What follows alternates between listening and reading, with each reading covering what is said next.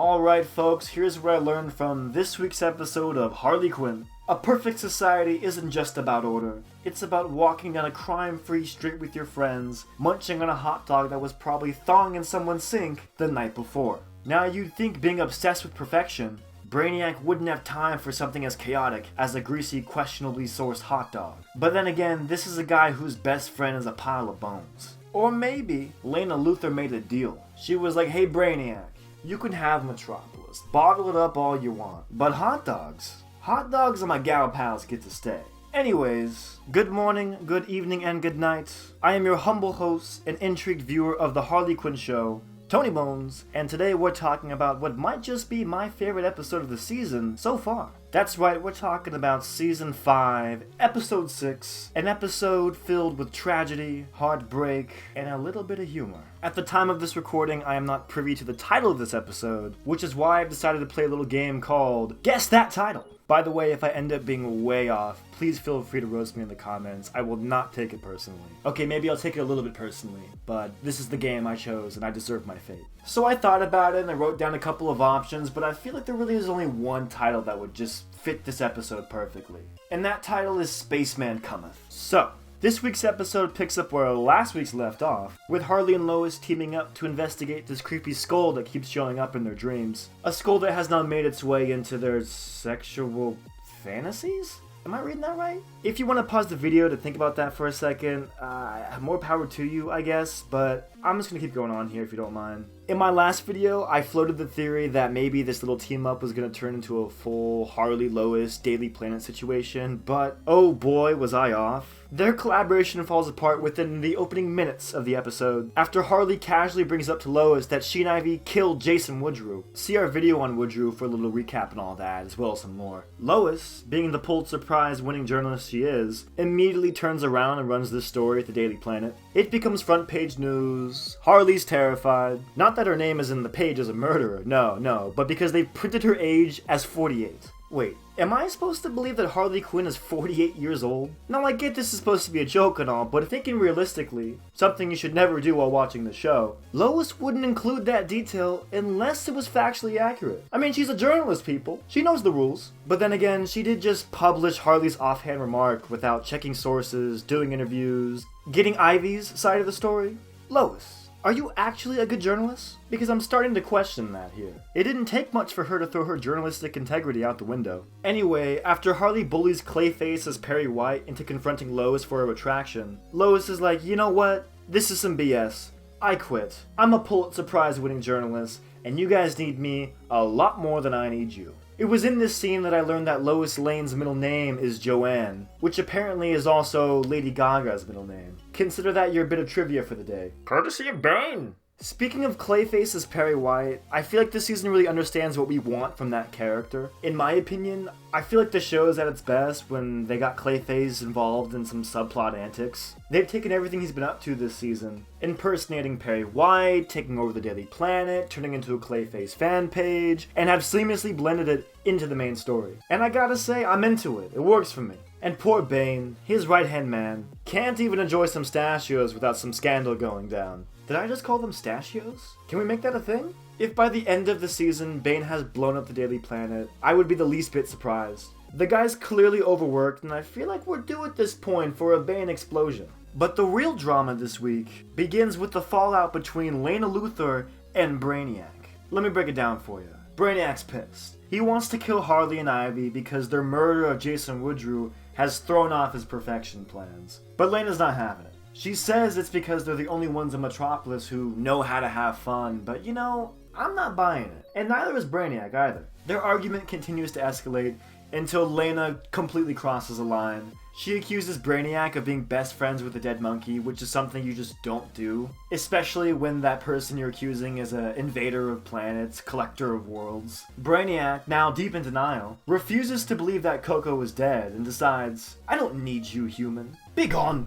Get out of my sight! He zaps her back to Earth and we get a little Bruce Wayne cameo here. Honestly, I keep forgetting that they're in a relationship. Have we even seen them together since like what? Episode 1, 2, maybe? Also, big shout out to Aisha Tyler, by the way. Lena may end up being just a seasonal villain here, but Tyler's voice work? Mwah. Chef's kiss. Whether you know her as Lana Kane from Archer, Mother Nature from the Tim Allen Santa Claus sequels, or Criminal Minds if you're over the age of 45, you're aware of the prowess that she brings to each performance, even when she is underutilized. I just wanted to take a second to show her some love, that was all. You got a big Aisha Tyler guy right here. Now back to the video.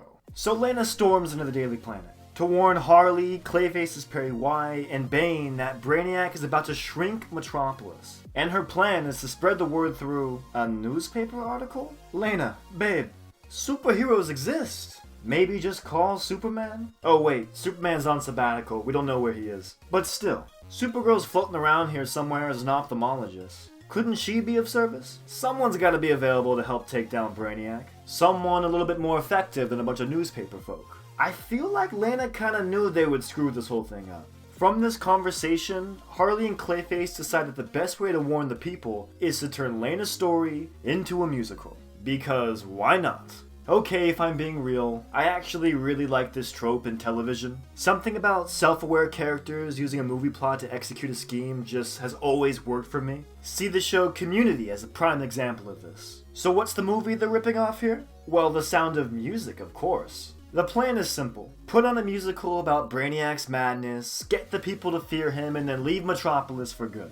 Wait, if they're using The Sound of Music as the basis for their plan, does that make the people of Metropolis Nazis? In the cold open, were those hot dogs? Or bratwursts? Now, this plan is good in theory, but of course something has to go wrong. I mean, this is Harley Quinn, the show we're talking about. Harley hijacks Bane's script and turns Brainiac into an overly sympathetic villain, which somehow wins over the crowd in the process. Even Ivy falls for it. Meanwhile, Lena is totally losing her mind. And honestly, I'm on her side here. She handed them critical information and they turned it into Broadway fluff. I'd be pissed too. Harley has always been an agent of chaos, but I feel like her decision making this season seems to be a lot more reckless than usual. And maybe it's just because this recklessness is taking place in a more refined environment, which makes it seem more pronounced. But I'm getting real Carrie Bradshaw in season 5 of Sex and the City vibes right now from Harley. The loose cannon is loose cannoning, folks, and Harley is proving once again that wherever she goes, destruction shall follow. Also, R.I.P. Andy Serkis? Apparently Frank ate him before the opening night show. Apparently Clayface somehow got BAFTA award winner Andy Serkis to star as Coco, and then left him unsupervised around Frank, who does nothing but smoke weed, bang plants, and eat people. Now I wish I could say the death count for the episode ends there, but I can't. Tragedy strikes the Metropolis Opera House during the intermission of Brainiac, the tragedy of the musical. As the curtains raise and everyone settles in for the second half, it is revealed that a murder has taken place. The victim? None other than our favorite plant who does nothing but smoke weed, bang plants, and eat people, Frank. But do you think he's really dead? Or is this just a classic case of psych? He's back for the next episode? I don't know. Something feels like this is for real this time, right? We've seen a lot of emphasis put on him and Ivy's relationship this season, which leads me to believe that the writers have just been priming us for his eventual demise. I also just took a look at JB Smooth's IMDb, the voice actor behind Frank, and it looks like he is currently involved with the Good Times animated show that just dropped its first season last year, a show that's being put out by Netflix. What this signals is possibly a new direction that the actor behind Frank is taking. One that could see him leaving the show for good, to explore other projects with one of Max's biggest competitors. So then, who killed Frank? Now, all signs point to Brainiac, but Frank's murder is just too messy.